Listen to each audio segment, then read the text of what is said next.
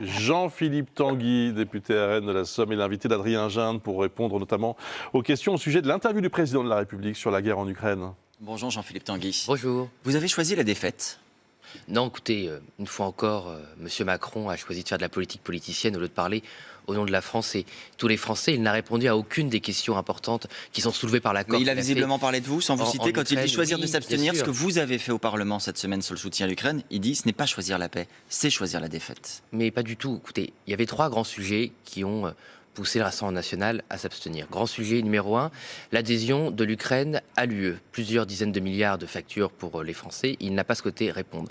L'adhésion de l'Ukraine à l'OTAN. Vous n'avez entendu aucune réponse sur cette adhésion. Mais peut-être Et parce que troisième, la plus l'urgence- grave, la dissuasion, la plus grave, On va l'utilisation reparler du mot de ça. dissuasion. Il n'a pas répondu. Donc en fait, il ne répond à aucune question, Mais à part insulter les oppositions et à raconter absolument n'importe quoi avec beaucoup de légèreté, car on a Pourquoi de la l'impression... légèreté? Monsieur Macron parle tout simplement d'une guerre entre l'Ukraine et la Russie, qui est une puissance nucléaire. Il en parle avec beaucoup de légèreté, comparant ce choix à un autre, sans aucune gravité, sans aucune considération pour les enjeux, en dehors Alors, Jean-Philippe Tanguy, de l'élection européenne, qui visiblement le préoccupe beaucoup. quand il dit la Russie ne peut, ne doit pas gagner, vous entendez de la légèreté? C'est mot pour mot, ce qu'a dit Marine Le Pen à l'Assemblée donc nationale, vous et êtes mot pour mot ce que nous disons depuis depuis 2 ans, la défaite militaire de la Russie et le fait que l'Ukraine recouvre son intégrité territoriale et restaure le droit Et international. donc si ce sont les mêmes mots que Marine Le Pen, où est la légèreté, si vous dites la même chose? Mais c'est sur sa vision de la guerre, quand il fait savoir à l'occasion de la panthéonisation de M. Manoukian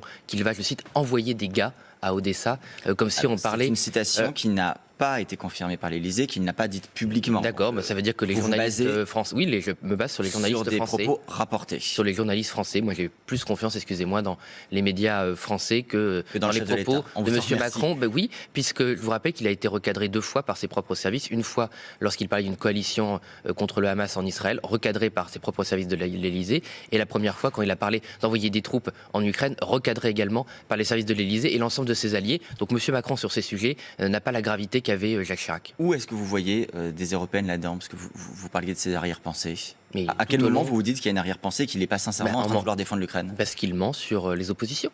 Puisque votre question elle-même montrait que M. Macron n'est pas honnête, puisqu'il fait croire à celles et ceux qui l'écoutent que Mme Le Pen ne serait pas pour la défaite de la Russie. Mme Le Pen a appelé à la défaite militaire de la Russie, que nous ne serions pas pour restaurer les frontières de l'Ukraine. Mme Le Pen a demandé la restauration des frontières anciennes de l'Ukraine et le rétablissement du droit international. Donc à partir du moment où le chef de l'État n'agit pas en responsabilité, en donnant aux Français les vraies positions de l'opposition, il ment tout simplement. Alors, il ne le fait pas d'ailleurs que sur le Rassemblement national, il le fait aussi sur les oppositions de gauche, qui sont légitimes La à France exprimer, Insoumise qui a voté à exprimer contre une au Parlement opposition. cette semaine. Et les communistes.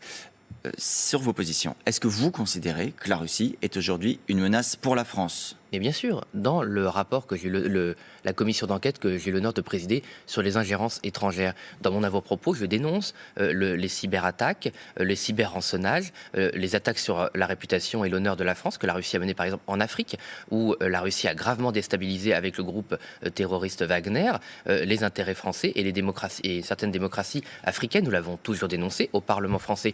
Nous avons d'ailleurs voté la résolution pour désigner le groupe Wagner comme un groupe terroriste agissant pour le compte Donc du quand Kremlin. Emmanuel Macron Donc, parle nous d'une l'avons guerre toujours dit. existentielle, vous êtes d'accord? Une guerre existentielle pour l'Europe et pour la France, dit-il à propos de la guerre en Ukraine. Mais c'est même une guerre existentielle pour la réalité du droit international. Si évidemment une puissance peut envahir une autre, peut enfreindre des frontières reconnues mondialement, évidemment que c'est une menace existentielle pour la paix dans le monde. Nous n'avons jamais dit le contraire. Nous disons juste qu'il ne faut jamais abandonner la voie de la diplomatie, qu'il faut arriver à un cessez-le-feu le plus tôt possible, parce qu'aujourd'hui vous avez des milliers de morts, des milliers de civils qui sont Emmanuel Macron n'a jamais dit déplacés. qu'il abandonnait la voie de la Aujourd'hui, diplomatie. Il a il même n'y a redit pas hier qu'il était de prêt à voie parler à Vladimir Poutine chaque fois que nécessaire. Ça s'est pas fait en effet depuis septembre 2022.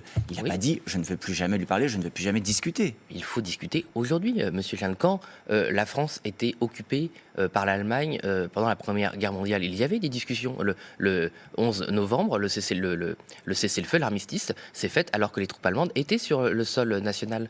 Donc il faut toujours discuter, même Ça s'est fait avec avec un le rapport de pire, force avec le militaire, pire, Jean-Philippe avec le Tanguy. pire. Mais il y a un rapport de force militaire aujourd'hui. L'Ukraine tient, l'Ukraine se bat. Ce rapport de Donc il n'y a force pas besoin militaire, d'aider il davantage existe. l'Ukraine. Bien sûr que si. Il faut continuer à aider l'Ukraine. Une fois plus, c'est ce qu'a dit Marine Le Pen. Mais faire croire qu'on ne peut avoir des discussions diplomatiques entre les pays européens, entre la France et la Russie, seulement au moment où il y aurait une défaite militaire objective de la Russie, c'est mentir aux Français. Aujourd'hui, il y a des discussions diplomatiques. Elles sont menées par la Turquie ou par la Chine. Je ne suis pas sûr que ces deux puissances agissent pour les intérêts de l'Ukraine et pour les intérêts de l'Europe. Elles agissent pour leurs propres intérêts. Donc aujourd'hui, le fait que la France ne soit pas capable de reprendre un leadership pour mener la diplomatie à la place de deux régimes, un régime autoritaire, la Turquie, et une dictature, la Chine, c'est très problématique. Sur les troupes, bon, il a quand même été assez clair, le président de la République. Il dit jamais nous ne mènerons d'offensive, jamais nous ne prendrons l'initiative. C'est une garantie qui vous rassure ?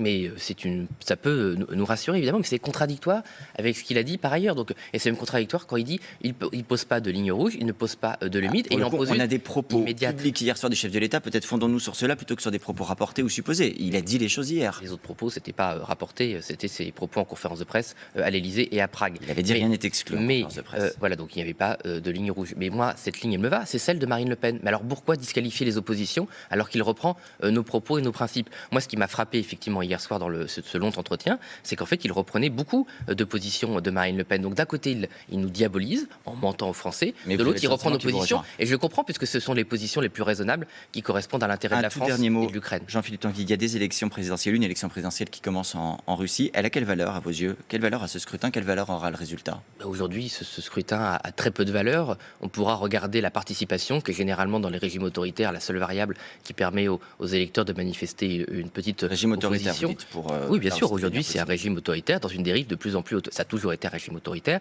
mais aujourd'hui dans une dérive de plus en plus lourde, avec évidemment l'assassinat des opposants. Mais ce n'est pas nouveau. Moi, pas de valeur. Je vous rappelle que Anna Politkovskaya avait été assassinée dans sa cage d'escalier. C'était une mère de famille, une journaliste courageuse. Bon, bah, à l'époque, ça n'avait pas empêché ceux qui donnent des leçons au monde entier de continuer à discuter avec Vladimir Poutine. Malheureusement, la Russie est ce qu'elle est. Vous appelez de vos voeux. Merci beaucoup, Merci Jean-Philippe Tanguy, d'avoir été sur TF1 ce matin. La suite, c'est avec vous, Bruce.